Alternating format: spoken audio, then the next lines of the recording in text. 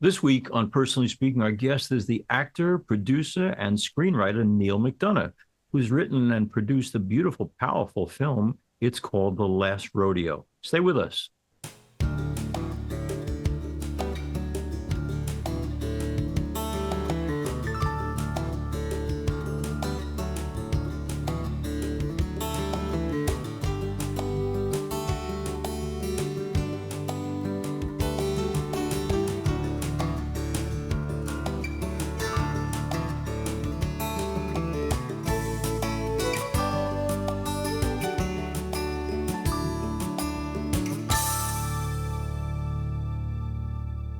Hello and welcome to Personally Speaking. I'm your host, Monsignor Jim Lisante, and the award-winning actor and producer Neal McDonough joins me now.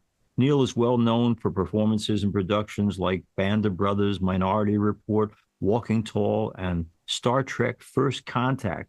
He's now producing films alongside his wife, Reve, for the McDonough Company, and he and his wife have been invaluable partners with Angel Studios, a values-based distribution company for projects that inspire hope and healing. Neal stars in the upcoming movie The Last Rodeo, which he has also written, about a retired rodeo legend who risks it all to save his grandson. Neal is most proud of his relationship with God, his wife Reve, and their 5 wonderful children. And he's here with us to talk about all of that, as well as his latest movie, The Last Rodeo. Joining me, I'm so pleased to welcome back to Personally Speaking, actor and producer Neal McDonough. Neal McDonough is our guest. I'm delighted to have him on our program. We had Neal on years ago, but it's good to have him back and to see him up close and personal. Neal, the Last Rodeo, this is an amazing thing to not only star in a picture, which you've done before, but also to write it and to produce it.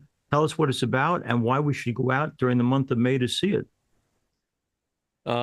Monsignor, there's so many things that are going on that are so positive about this film. It was a film, an idea that came to me.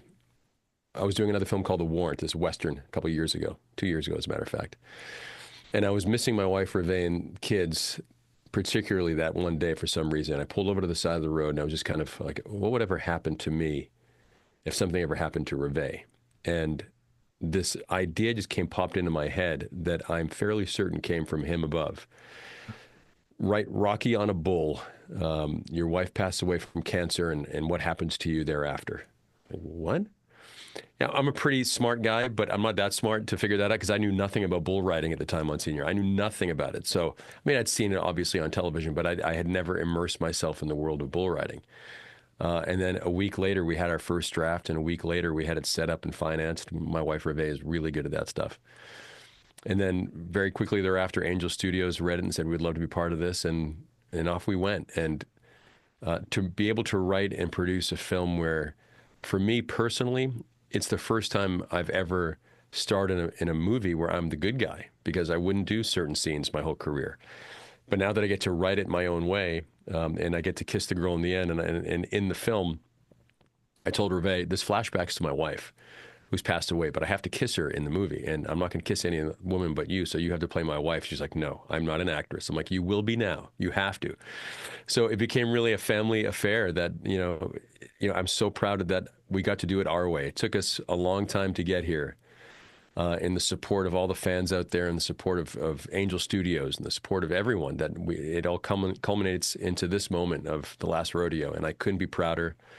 And if the fans out there who are watching, if you want more films that you can bring the whole family to, and I'm not just talking about the kind of sweet little family films that get made sometimes. I'm talking about an actual good movie that has a faith backdrop, that actually calls you out on your faith. If those are the types of films that you love, then you have to go and support the film by actually going to the theater Memorial Day weekend. And, we're David versus Goliath. Mission Impossible is going up against us. We're a small, little, powerful film, but I got a pretty great feeling that if everyone shows up to support this film, it tells Hollywood, we're tired of the really dark fare that has been put out. It's time to go back and make films that the whole family can go and see and support and talk about after. Go to a restaurant or go wherever, go home and say, all right, guys, what did you think of the movie? Yeah. You can't do that with most movies these days. And I'm guilty of it. You know, I've been part of some pretty dark films, but I have to support my 5 kids and my wife and have a career. So I said I was going to be the best villain of all time, and that was kind of my goal. And you And I do think I well. got there. You know, so I tapped into that Irish Catholic Boston in me. So you know that's how I got to all those villains. But now I get to play me, and I'm just so blessed and so honored that I'm at this point in my career. And for our listeners and watchers, this wonderful film we're talking about is coming out on May 23rd. So I'd like everyone to go to the theater. As Neil was just saying, it's important not just to wait someday to see it online somewhere, but to see it now and show our support for a film that is family friendly and values friendly, something that is truly rare. Now, you know, you talk about Reve a lot, about the 5 beautiful kids. We'll talk about them in a moment. But um, I'm always fascinated, Neil, by the family of origin. I know that whatever I am is a lot to do with my parents. And so, Frank and Catherine, the people who raised you and your siblings, when you look back at the things they did right in your life, what would you say that included? Well, when I was in Boston, you know, we moved to the Cape when I was 5 or 6 years old, but we still kept our house in Boston where my grandmother lived and my brother lived when he was going to school in Boston. And that house was right across the street from St. Peter's Church in Dorchester. So church was always kind of there with me. And if I didn't want to go, my grandmother was there grabbing my ear and pulling me across the street to Mass, or not even to Mass, just to kind of meditate in an empty church. And it was one of those things that I'll never forget as a kid. And I owe my grandmother a lot for that. And to this day, I try to stop by a church or a mosque or a temple, any place of religious worship. I try to stop by every day, even for 5 minutes, just to meditate and think, how did I get here? How was I so blessed to have the family that I had, the mom and dad that I had growing up as a kid, the 5 siblings that I had that toughened me up, and to be where I am now, to be in 150 movies and thousands of hours of television, all culminating into this moment of a film that I wrote and produced with my wife, starred in with my wife and my best friends, Michael T. Williamson, who was Bubba Gump, who was my best friend in the film, Christopher McDonald, he's Shooter Gavin, one of my best friends in Hollywood for 30 years, and John Avnet, the amazing director of John Avnet. My only choice, my first choice, I said, who do you want to direct the film? And I said, well, there's only one choice, and it's John Avnet. And he said, well, can you get him? I'm like, well, no, let me call him. I said, John, I got this movie that I wrote, and I'm producing, and I want you to direct it. And he goes, okay. He goes, do you want to know what the story is? No, I know it's going to be good, and it's me and you. We're going to crush it. And then I told him what the story was. He's like, oh. And then he tweaked it with his whole John Avnet isms and made the script that much better. And you know, I don't know where I'd be without John. That guy he's been my mentor since Boomtown. We've worked together on so many different projects.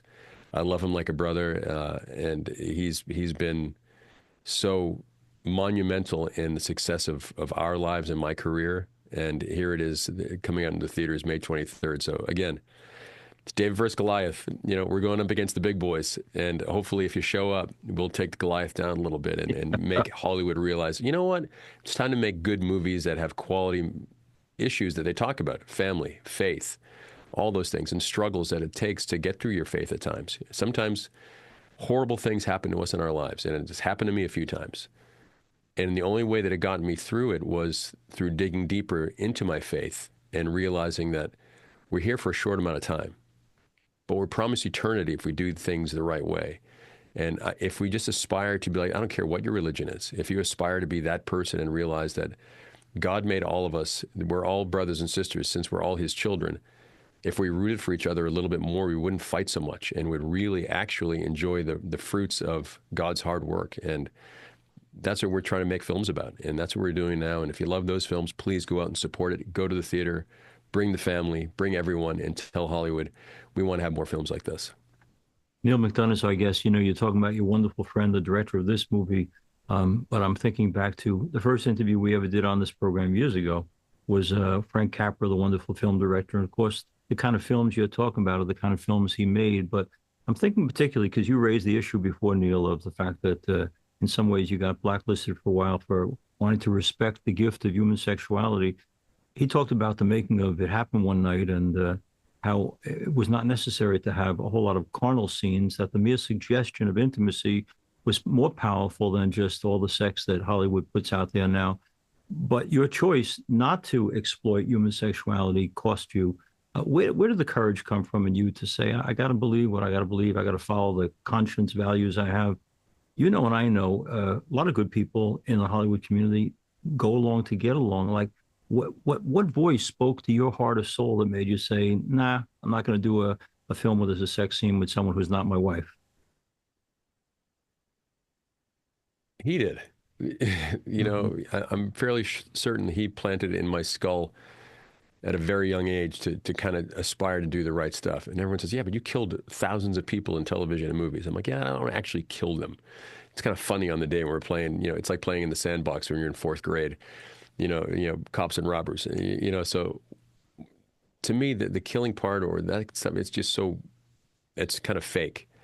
But if I'm actually kissing another woman, and this predated Rivet. So everyone says, well, it's because of Rivet. Rivet had no problem with it. She's like, you have to do what you have to do. You're an actor. You got to do whatever. But I was just never comfortable with that. Um, Even in college, when I was doing theater at Syracuse, I had a scene where I was supposed to do it. And I was like, I don't want to do it. And I'm just not comfortable with it. So it just kind of, yeah, it certainly knocked me to my knees when I said no and they fired me and they blackballed me for a couple of years and I lost everything, houses, cars, schools, money, nothing. I had nothing left. And at that time, there wasn't a bottle of Jameson that didn't have my name on it. Wow. I thought that the booze would get me through this pain, and all it did was just mask the pain and make me hide away from everything. And I was pretty good at hiding it from people, but I wasn't very good at hiding it from the people that cared about me and loved me the most. And that was Rivet, and that was the kids. And I never wanted the kids to see their dad be this guy. So 10 years ago, Rivet finally called me out on it, and she was right. And you look at the 10 years since that moment, we're about to produce our 11th movie. I never produced a movie before at that point. Writing movies. I never wrote any movies at that point. I remember Clint Eastwood when I was doing Flags of Our Fathers, and he said, "You're lazy." I'm like, "What?" Because you're just a gun for hire. Why can't you be like me and write movies and produce your own movies? And he was dead serious. I was like, well, I can't do that. And it wasn't until I was clear of mind that the only crutch that I had was alcohol at that time. And that was a crutch that I lent on very hard. And as soon as I stopped, I'm like, okay, well, I have all the spare time now. Now what do I do? Oh, I can be a better husband. Oh, I can be a better dad. Oh, I can coach all of their teams. I can be there and support them with everything. It's funny when you're addicted to one thing, you got to find a different addiction. And I found a positive addiction in doing the right things for my family and for God. What a seismic shift that was. And if I hadn't had that happen to me, if I hadn't had the rug ripped out from under my feet, and maybe I was taking things too easily, a little cavalier approach. I'm a movie star, I'm this or that, and then all of a sudden it happened. Well, it was a crucifixion for Neal McDonough.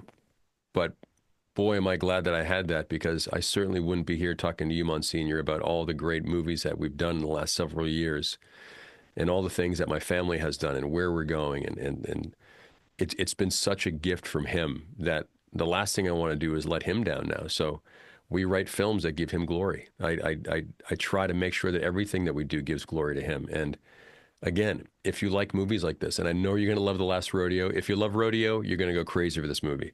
If you love a great father-daughter relationship that's broken and has to be mended, you're going to love this story. If you've had anyone who's suffered from cancer, you're going to love this story. It eats you up, and by the end, it lifts you up. And that's what you really want in a film. As we said before, Capra was my guy. That's my favorite director of all time. When he did It's a Wonderful Life, it was panned. How can you make something so saccharine sweet about that and edgy and this and all this at the same time? Well, he did it. And not only did it, who hasn't seen It's a Wonderful Life Right. 17 times? Everybody has, Uh-huh. because it's a great universal message of, if you have faith, he will always be there for you. You may not always be there for him, but he will always be there for you. There's always a Clarence right around the corner. That's right. So for me, I'm in a spot now that I never imagined that I would be. And it's the more faithful I am to him, the more gifts he gives to me, and the less that I actually want in life. I don't need all the stuff. It's my kids laugh at me. They're like, "You wear the same clothes every day. You have 3 shirts, 2 pairs of jeans, and a couple of pairs of boots, and that's it." And 1 pair of boots, really. But keep it simple, stupid. And that's kind of how I do things. With my acting, I keep things simple. With my writing, I keep things simple. I think when you keep things more simple and really to the heart and to the core of great values, great things will happen for you. Neal McDonough is our guest, as I mentioned, actor and writer and producer and dad and husband. Let's go back to a question because you've been talking so much beautifully about Revé, but uh, I really think it's a minor miracle, maybe a major miracle, to find the right person to love. I say it every wedding I do. What a leap of faith to believe, based on the romance of the past, that you have found the right stuff to build a life forever. When you met Revé, was there some sign that this is worth the risk? This is worth the leap of faith. That there was something you recognized in her that said, as you would find out later on, that she's worth all that and more. But back then, did you know? Monsignor, the second that I saw her, I knew. Wow. There was just this thing that when I locked eye, and I'm a pretty good talker. I can talk to anybody about it. I couldn't get a word out of my mouth. When I saw her, I was just kind of gobsmacked, and I didn't understand it. And then the next day, I was off to boot camp for 2 weeks doing Band of Brothers, and all I could talk about was this girl. And I was driving the guys nuts. Like, you just got to London. What are you talking about? You're going to marry? Yeah, I'm going to marry this girl. What do you mean? What do you mean you're going to marry this girl? I'm like, I'm going to marry this girl. You've known her for 3 minutes. How can you possibly say that? I'm like, well, I just know. I just knew, and I'm the luckiest dude on the planet to have a partner in Revé who's my best friend, who allows me to make mistakes, allows me to make triumphant, fantastic things happen, allows me to be me. And because of that, I love her so much more and more every day that, I look at our kids and how well behaved they are and how hard we work, especially Revé. When I'm on the road, who's there with the kids? Most of the time when I'm on the road, I bring everyone with us, which is just amazing. What a blessing to bring your 5 kids and your wife on the road with you for movies and such. And we make them work, since we're producing our own movies. You're working the stunt department, you're working craft service. If you do really well, we'll give you a line in the movie, that kind of stuff. And just keep them immersed in this family business that we've built. So they don't think the Hollywood business is anything more than just dad's and mom's work. So it's a natural progression for them, and they know they're probably going to be in this business at some point themselves, and hopefully taking over the McDonough company and the hard work that we're doing. But this would never happen if it weren't for Revé. I don't have an agent or a manager. I have Revé. I don't have a production partner other than my production partner, Kip Conweiser, who's a genius.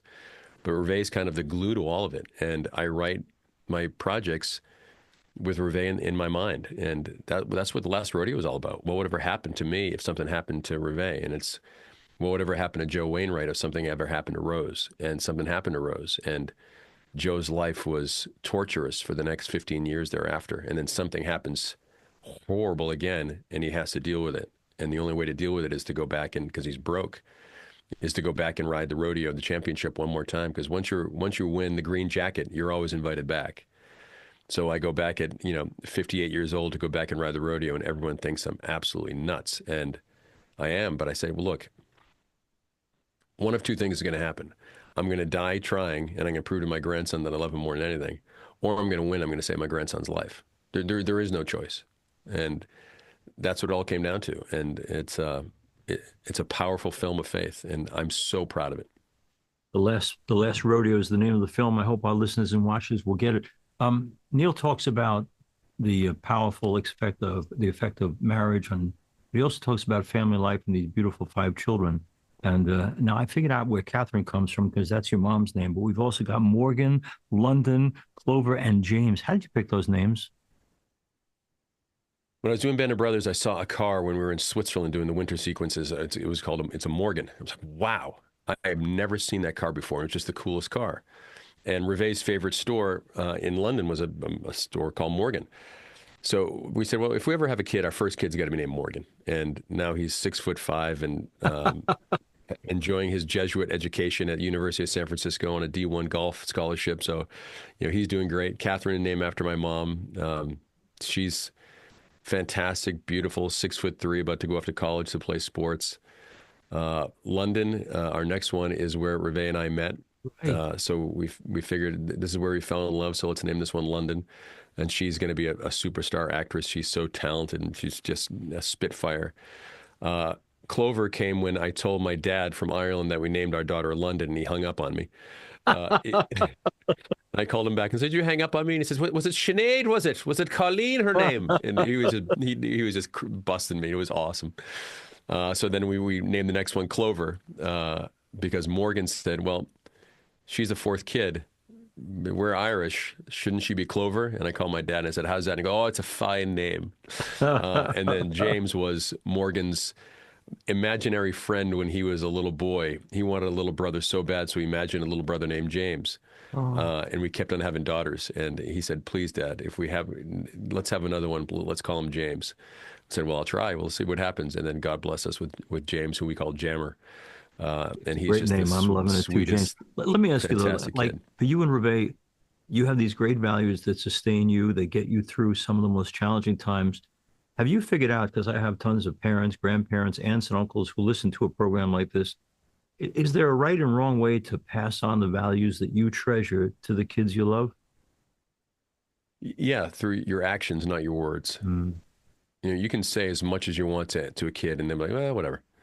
It goes in one ear and out the other. But then when they see mom and dad doing something the right way, that kind of permeates through their everything. And they say, "Well, mom and dad are successful. Mom and dad really love each other. Mom and dad are doing these types of things. I'd like to be successful in life too, like them. How do I do it? Well, be more like mom and dad and forgive people and don't, you know, hold grudges against people. Life's too short for that. It's everyone has problems in life. So on any given day, someone's problems might outweigh anything, and you have to go up against them. And they may be angry at you. You can't take it personal. So always try to have a good heart and your mind going in the correct direction. If you have God first, me second, family first, me second, if you actually live by those tenets, then you make much better choices in life, right? So we try to instill that into our kids to keep those tenets alive always and think about it and always strive to be the best version of yourself.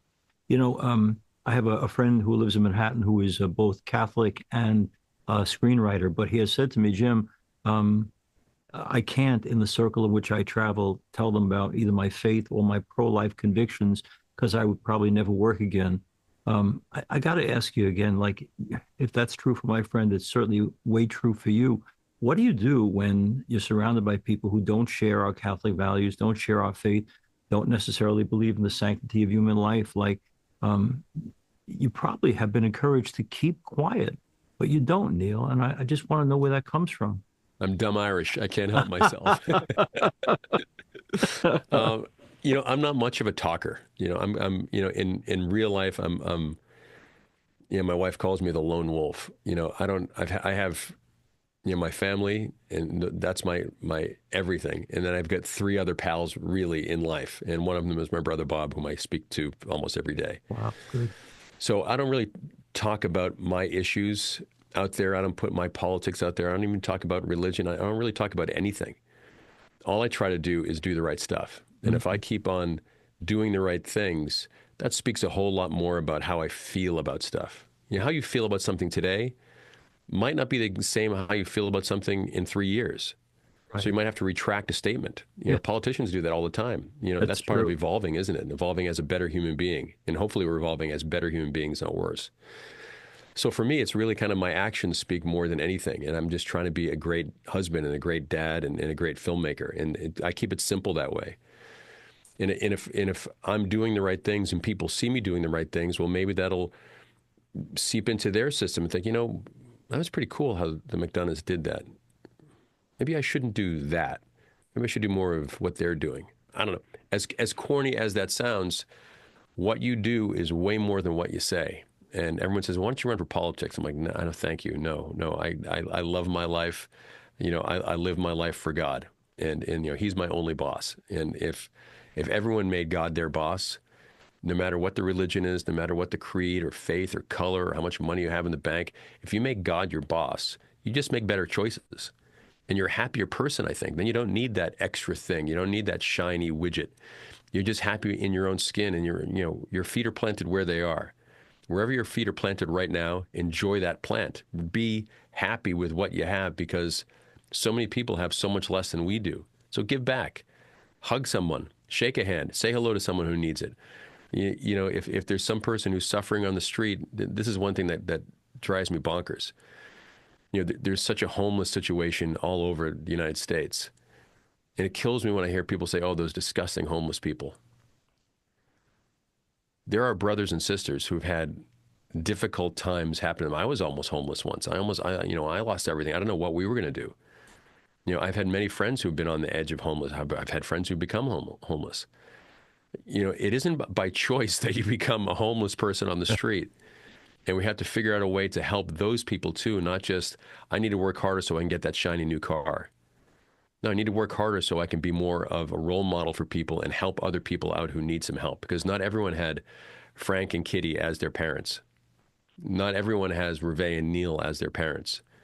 And we're fortunate and blessed that we strive for the right things because my parents infused that into me.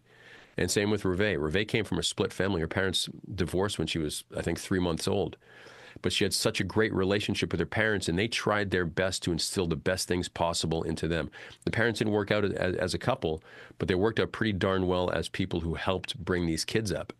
Because of that, our kids get all kinds of great information from two parents who've seen lots, and we put our family first. And by doing so, our kids have really succeeded in so many different levels. I want to thank Neal McDonough for being with us. I hope our listeners and watchers will go to the Last Rodeo. It's opening in May. And, we talked before, Neal, about your admiration and mine for Mr. Capra, but in It's a Wonderful Life, at the beginning of the film, when they're trying to help George Bailey, the question is he sick? And that's what Clarence asks. And the answer is worse than that. He's discouraged. But the antidote to discouragement in our culture is certainly hope. And it sounds like the Last Rodeo and much of what you do now is trying to give people hope in a seemingly broken or hopeless world. So thank you for the kind of positive message you're putting out there that all families can go to a film like The Last Rodeo and see. So thanks for all the good you're doing. Keep on keeping on. And tell Reve she's going right to heaven. She may take you with her, Neal. I just hope I get up there with her. She'll be there for certain, for sure. Thanks for being with us on Personally Speaking. If you need to reach me, you can do that at personallyspeakingpodcast@gmail.com. You probably listened to this program on SiriusXM, the Catholic channel, 129, but you can also watch the program on YouTube by searching under Personally Speaking with Monsignor Jim Lisante. We're also on Facebook at Personally Speaking with Monsignor Jim Lisante and on Instagram at Personally Speaking Podcast. If you go to Personally Speaking with Monsignor Jim Lisante, you are offered not only this interview, which you can watch, but also Sunday Mass. We'd love to have you as a extended part of the Our Lady of Lourdes family from Massapequa Park, New York. I'm privileged to serve as host and executive producer of Personally Speaking. Our producer is Lisa Janovitz. Thanks so much for joining us. We'll be with you again next time on Personally Speaking.